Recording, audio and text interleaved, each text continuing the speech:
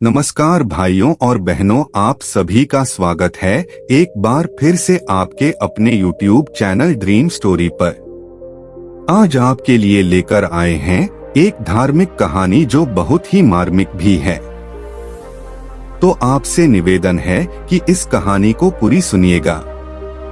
यह कहानी है अमावस्या और पूर्णिमा, दो बहनों की। तो आइए शुरू करते हैं आज की हमारी यह कहानी। आप इस कहानी में खो जाएं उससे पहले कृपया हमारे चैनल को सब्सक्राइब जरूर कर लेवे, ताकि आगे भी ऐसी बहुत ही ज्ञानवर्धक कहानियां आपको देखने को मिल सके। एक राज्य में एक राजा और एक रानी रहते थे, जिनकी 4 संतानें थी, 2 लड़के और 2 लड़की। एक लड़की का नाम पूर्णिमा तथा दूसरी लड़की का नाम अमावस्या था। पूर्णिमा घर के कामों में निपुण थी और घर का पूरा काम करती थी और भगवान की पूजा अर्चना भी किया करती थी। इसके अतिरिक्त वह गौ माता की सेवा भी किया करती थी। और उसकी दूसरी बहन अमावस्या ना ही घर का कोई काम करती थी, ना ही भगवान की पूजा अर्चना करती थी और ना ही गौ माता की सेवा करती थी। पूर्णिमा सर्वगुण संपन्न थी। फिर भी राजा और रानी अपने दोनों बेटों तथा पुत्री अमावस्या को ही प्यार किया करते थे और वह पूर्णिमा से प्यार नहीं करते थे, उसके साथ भेदभाव करते थे। राजा के 4 पुत्र और पुत्री धीरे धीरे बड़े हो रहे थे। जब वे बड़े हो गए, राजा ने अपने दोनों पुत्रों का विवाह योग्य कन्याओं के साथ करा दिया। इसके बाद रानी ने राजा से कहा कि अब दोनों पुत्री विवाह के योग्य हो गई है और इन दोनों का विवाह भी करा दो। लेकिन पुत्री अमावस्या का विवाह किसी बड़े खानदान में कराना और पूर्णिमा का विवाह किसी गरीब परिवार में कराना, क्योंकि पूर्णिमा को केवल भगवान की पूजा पाठ करना ही पसंद है और गाय की सेवा करना पसंद है। अब रानी ने राजा को दोनों पुत्रियों का रिश्ता तय करने के लिए भेज दिया। राजा ने अपने पड़ोसी राज्य में जाकर वहां के राजा के पुत्र से अमावस्या का रिश्ता तय कर दिया और वही पास के गांव में जाकर एक गरीब परिवार के लड़के से पुत्री पूर्णिमा का रिश्ता भी तय कर दिया। यह सारी बात जाकर राजा ने अपनी रानी से बताया। तो रानी यह सोचने लगी कि अब देखते हैं कि भगवान इसकी मदद कैसे करते हैं।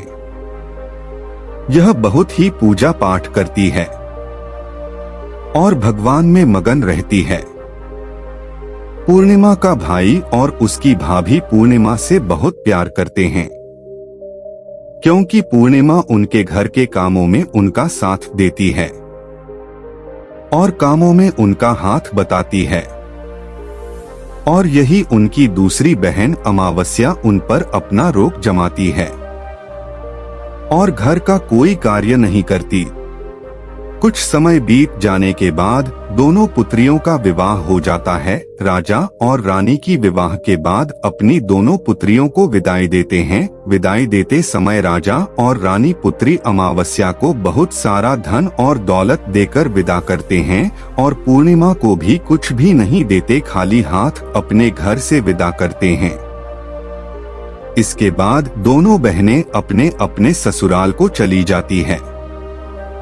कुछ दिन बीत जाते हैं और एक दिन अमावस्या अपने घर पर शिव जी की कथा रखती है, जिसमें वह सभी गांव वाले को निमंत्रण देती है और अपनी बहन पूर्णिमा को नहीं बुलाती।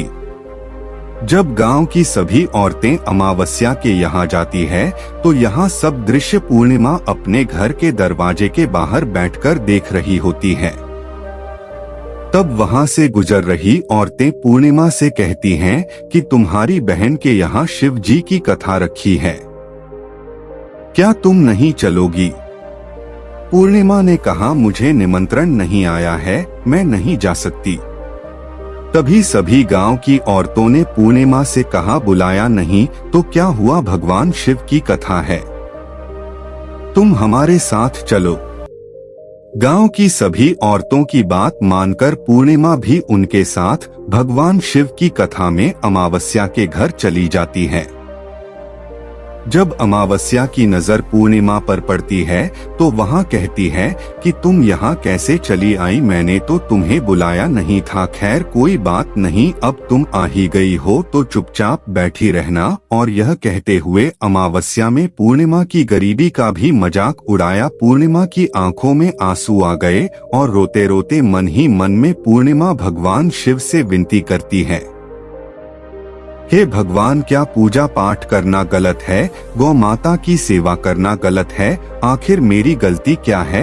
आप मुझ पर अपनी कृपा दृष्टि कब बनाएंगे? पूर्णिमा बार बार भगवान शिव से यही कहती रहती हैं। इतने में शिव कथा पूरी हो जाती है और अमावस्या भगवान का प्रसाद बांटने लगती है। वह सभी लोगों को प्रसाद देती है, लेकिन पूर्णिमा को वहाँ प्रसाद नहीं देती। पूर्णिमा बिना प्रसाद के ही अपने घर लौट जाती है। रास्ते में वह यहाँ सोचते हुए चलती है कि यदि बच्चे उससे कथा का प्रसाद मांगेंगे तो वह उन्हें क्या जवाब देगी। उसने सोचा था कि वह अपने मायके, अपने भाई और भौजाई के यहाँ जाएगी और वहाँ जाते हुए वहाँ बच्चों के लिए कुछ लेकर जाएगी। ऐसा सोचते हुए वहां अपने घर वापस लौट आई। घर वापस लौटकर आने के बाद वह अपने पति और बच्चों से कहती है कि वह अपने मायके जा रही है। पति ने कहा ठीक है, और कुछ समय के बाद पूर्णिमा अपने मायके के लिए रवाना हो गई। चलते चलते रास्ते में एक चबूतरा आया जिस पर तुलसी का पौधा लगा था। उस चबूतरे पर एक बूढ़ी अम्मा बैठी हुई थी। वह कोई और नहीं, साक्षात तुलसी माँ थी। उस बूढ़ी माता ने पूर्णिमा से कहा, बिटिया तुम कौन हो और कहाँ जा रही हो?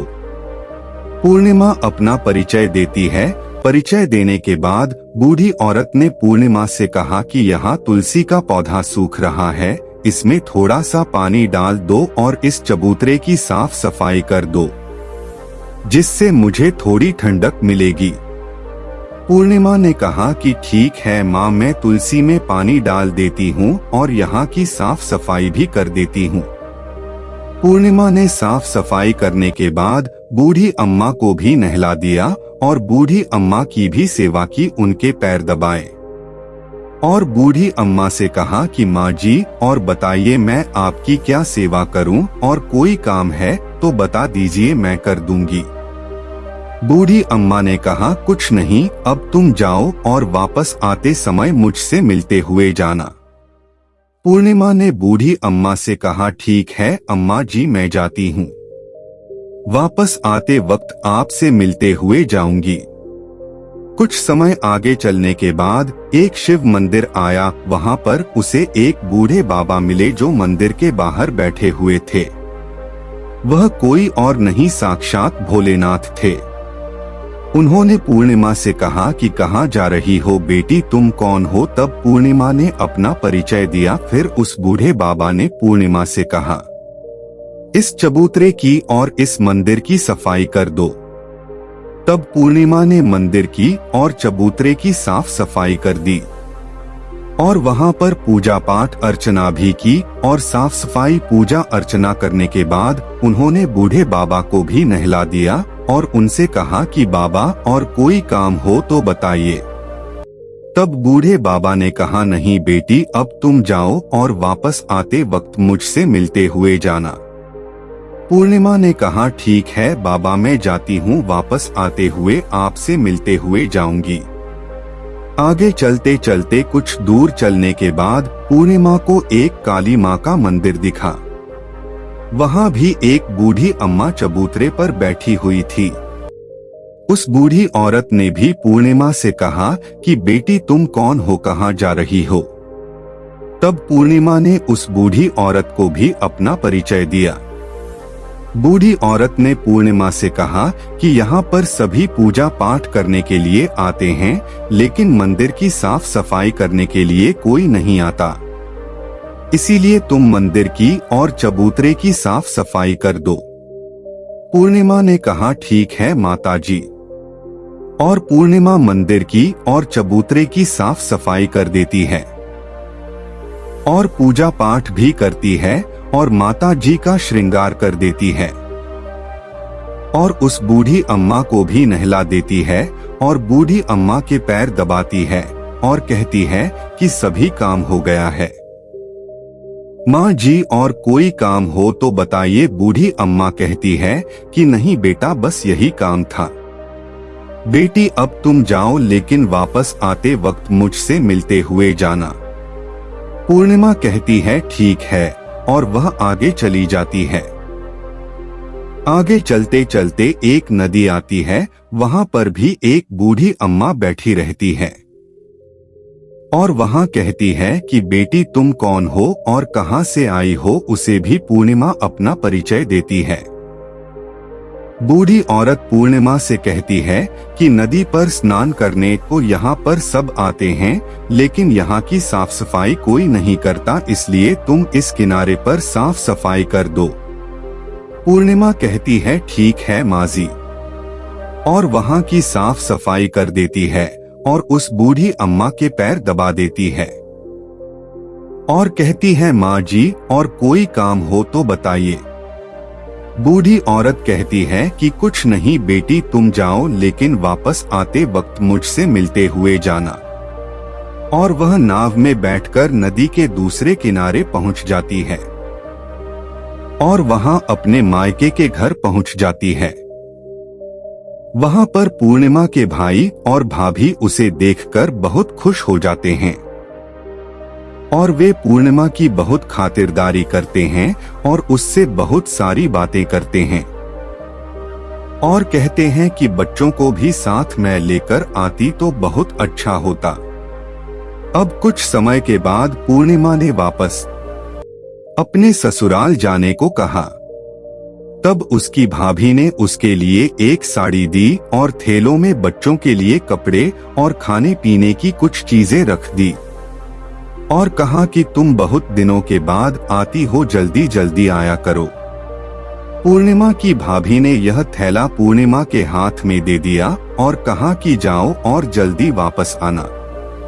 इसके बाद पूर्णिमा वहां से अपने ससुराल के लिए रवाना हो गई और उसी की नदी के किनारे पहुंची और नाव में बैठकर दूसरे किनारे पर उतर गई। वहां पर उतरने के बाद वहां पर उसे वही बूढ़ी अम्मा मिली जो साक्षात गंगा मैया थी। उस बूढ़ी अम्मा ने पूर्णिमा को एक फैला दिया और कहा कि इसे तुम अपने घर जाकर ही खोलना। अब पूर्णिमा के पास 2 थैले हो गए थे। उन्हें लेकर पूर्णिमा वहां से रवाना हुई। आगे कुछ दूर चलने पर काली माँ का मंदिर आया। वहां पर काली माँ बूढ़ी माँ के रूप में विराजमान थी। उसने कहा आ गई बेटी पूर्णिमा। पूर्णिमा ने कहा हाँ माँ जी मैं आ गई हूँ। तब काली माँ ने उसे एक थैला दिया और कहा तुम यह थैला अपने घर जाकर खोलना। अब पूर्णिमा के पास 3 थैले हो गए थे। तीनों थैलों को लेकर पूर्णिमा आगे बढ़ी।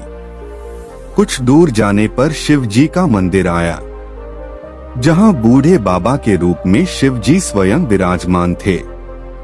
बूढ़े बाबा ने कहा पूर्णिमा तुम वापस आ गई हो। तब पूर्णिमा ने कहा हाँ बाबा मैं वापस आ गई। बूढ़े बाबा ने भी पूर्णिमा को एक थैला दिया और कहा कि यह थैला तुम घर जाकर ही खोलना। पूर्णिमा ने कहा ठीक है बाबा। अब पूर्णिमा के पास 4 थैले हो गए थे। अब पूर्णिमा 4 थैले को अब कैसे ले जाती? तो उसने एक पुरानी साड़ी निकाली और उन सभी थैलों का एक गड्ढा बना लिया और सर पर रखकर वहां से रवाना हो गई। कुछ दूर जाने के बाद उसे तुलसी माँ बूढ़ी औरत के रूप में मिलती है और कहती है पूर्णिमा तुम आ गई। पूर्णिमा कहती है हाँ माजी में आ गई। वह बूढ़ी औरत भी उसे एक थैला देती है और कहती है कि यह थैला तू अपने घर जाकर ही खोलना। पूर्णिमा कहती है ठीक है माजी। अब पूर्णिमा के पास 5 थैले हो गए थे। पूर्णिमा वहां से रवाना हुई तो वापस अपने घर पहुंच गई। पूर्णिमा ने थैलों को नीचे रखा और सबसे पहले अपने मायके का थैला खोलकर देखने लगी। उसमें बच्चों के लिए अच्छे अच्छे कपड़े और खाने पीने की चीजें थी और उसने कुछ गहने भी थे। पूर्णिमा ने कपड़े अपने बच्चों को दे दिए और खाने पीने की चीजें भी बच्चों को दे दी। बच्चे यह सब पाकर बहुत खुश थे। अब पूर्णिमा ने दूसरा थैला खोला जो उसे गंगा मैया ने दिया था। उसमें ढेर सारे हीरे जवाहरात, सोना चांदी आदि था। इसके बाद अब पूर्णिमा ने तीसरा थैला खोला जो उसे काली माँ ने दिया था। उसमें बहुत सारा सोना सिंगार का सामान भरा हुआ था।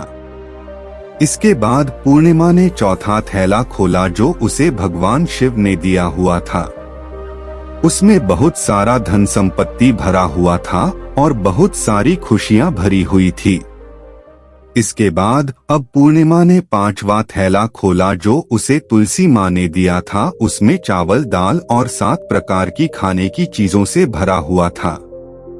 अब पूर्णिमा के घर में किसी भी चीज की कमी नहीं थी। उसका घर धन धान्य से भरा हुआ था और परिपूर्ण था। अब पूर्णिमा और उसका परिवार सुख में जीवन व्यतीत करने लगा। अब पूर्णिमा के मन में विचार आया कि क्यों ना शिव जी की कथा कराई जाए। एक दिन शिव जी की कथा में एक कार्यक्रम रखा। पूर्णिमा ने गांव के सभी लोगों को निमंत्रण दिया और घर घर जाकर सभी लोगों को बुलाया। पूर्णिमा अपनी बहन अमावस्या के घर भी गई और अमावस्या को भी शिव जी की कथा के लिए उसने अपने घर पर बुलाया। जब अमावस्या पूर्णिमा के घर शिव जी की कथा में आई तो उसने देखा कि पूर्णिमा के घर में किसी भी चीज की कोई कमी नहीं है। इतना सारा धन दौलत देखकर अमावस्या आश्चर्यचकित हो गई। उसने पूर्णिमा से कहा कि तुम्हारे घर में इतनी धन और दौलत कहां से आई? पूर्णिमा ने कहा, देखो बहन, तुमने शिव जी की कथा में मुझे नहीं बुलाया था, फिर भी मैं चली आई और तुमने मुझे प्रसाद तक नहीं दिया और मेरी गरीबी का मजाक भी उड़ाया था। उसके बाद मैं अपने घर आ गई। घर आते हुए मन ही मन में सोच रही थी कि अपने मायके जाऊंगी और मैं अपने मायके चली गई। और जो कुछ घटना इस बीच हुई वह सभी घटना अपनी बहन अमावस्या को बताती है। तो अमावस्या कहती है कि तुम भी मुझे प्रसाद मत दो और मुझे डांट लो, लेकिन पूर्णिमा ने कहा कि यह तो भगवान का प्रसाद है, मैं तो सबको दूंगी और तुम्हें भी दूंगी। फिर भी अमावस्या ने प्रसाद नहीं लिया और वह सीधे अपने घर चली गई। घर जाकर अपने बच्चों से कहकर वहां अपने मायके जाने के लिए तैयार हो गई और मायके के लिए निकल गई। उसे भी रास्ते में चलते चलते तुलसी माँ मिली जो चबूतरे पर बूढ़ी माँ के रूप में बैठी हुई थी। बूढ़ी माँ ने अमावस्या से कहा कि बेटी कौन हो तुम और कहाँ जा रही हो? अमावस्या ने अपना परिचय दिया। बूढ़ी माँ ने कहा, बेटी यह तुलसी का पौधा सूख रहा है, इसमें थोड़ा सा पानी डाल दो और इस चबूतरे की साफ सफाई कर दो। इस पर अमावस्या ने कहा, बुढ़िया तुझे दिखाई नहीं दे रहा कि मैंने इतनी महंगी साड़ी पहन रखी है, यह गंदी हो जाएगी। ऐसा कहकर वह वहां से आगे चली गई। आगे जाने पर उसे भगवान शिव मिले जिसे भी उसने ऐसा ही कहा। उसके बाद आगे जाने पर उसे काली माँ मिली जिससे भी उसने यही सारी बातें कही। आगे जाने पर उसे गंगा मिली जिसे भी उसने यही सब कहा और आगे चली गई। इसके बाद अमावस्या जब नाव में बैठने लगी तो उसे नाव में फूलों की जगह कांटे भरे थे जो उसके पैरों में शुभ रहे थे। किनारे पर उतरकर वह अपने मायके चली गई। जब वहां उसे उसकी भाभियों ने तथा भाइयों ने देखा तो मन ही मन में कहने लगे कि काम की ना काज की, ढाई मन अनाज की। अब आ ही गई हो तो ठीक है, पूर्णिमा तो हमारे कामों में हाथ बताती थी, यह कोई काम करेगी तो नहीं। अब उन्होंने खाना बनाया और खा पीकर सभी सो गए। अमावस्या जब इन थैले में कुछ भी नहीं था। अमावस्या दौड़ती हुई पूर्णिमा के घर गई और कहती है कि तुम्हें तो इतना सब कुछ मिला, मुझे तो कुछ नहीं मिला, आखिर क्यों? तो पूर्णिमा कहती है कि जब मैं अपने मायके जाती हूँ तो अपनी भाभियों के साथ उनके कामों में हाथ बटाती हूँ, उनके साथ मिलकर काम करती हूँ, लेकिन तुम ऐसा कुछ नहीं करती, उनकी इज्जत भी नहीं करती, इसीलिए वह तुम्हें भला क्या देंगे। इसके बाद तुमने गंगा मैया को ठुकरा दिया और काली माँ को भी ठुकरा दिया और भगवान शिव को भी तुमने ठुकरा दिया, इसलिए उन्होंने भी तुम्हें कुछ नहीं दिया। अमावस्या कहती है कि बहन तुम मुझे माफ कर दो, मैंने तुम पर हमेशा अत्याचार किया है।